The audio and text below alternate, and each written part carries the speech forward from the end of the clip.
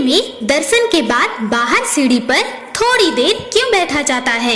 यदि आपके मन में यह सवाल आया है तो आइए जानते हैं। परंपरा है कि किसी भी मंदिर में दर्शन के बाद बाहर आकर मंदिर की सीढ़ी पर थोड़ी देर बैठा जाता है। क्या आप जानते हैं कि इस परंपरा का क्या कारण है? यह प्राचीन परंपरा एक विशेष उद्देश्य के लिए बनाई गई है। वास्तव में मंदिर की सीढ़ी पर बैठकर एक श्लोक बोलना चाहिए। यह श्लोक आजकल लोग भूल गए हैं।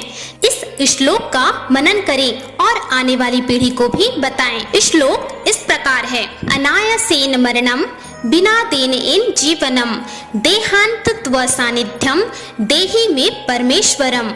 इस श्लोक का अर्थ है अनायासेन मरणम, अर्थात बिना तकलीफ के हमारी मृत्यु हो और कभी भी बीमार होकर बिस्तर पर ना पड़े, कष्ट उठाकर मृत्यु को प्राप्त ना हो, चलते फिरते ही हमारे प्राण निकल जाएं।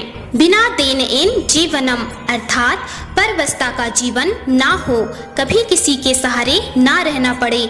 जैसे कि लकवा हो जाने पर व्यक्ति दूसरों पर आश्रित हो जाता है, वैसे ही बेबस ना हो। परम सत्ता की कृपा से बिना भीख के ही जीवन बसर हो सके। देहांतत्वा सानिध्यम, अर्थात जब भी मृत्यु हो तब भगवान के सम्मुख हो। जैसे भीष्म पितामह की मृत्यु के समय स्वयं ठाकुर जी उनके सम्मुख जाकर खड़े हो गए। उनके दर्शन करते हुए ही भीष्म पितामह के प्राण निकले थे। देहि में परमेश्वरम, अर्थात हे परमेश्वर हमें ऐसा वरदान देना।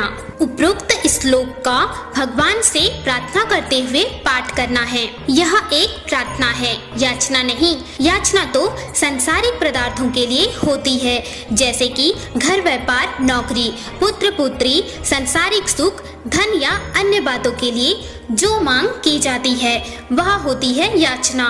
प्रार्थना शब्द के प्रा का अर्थ होता है विशेष, अर्थात विशिष्ट या श्रेष्ठ, और अर्थना अर्थात निवेदन।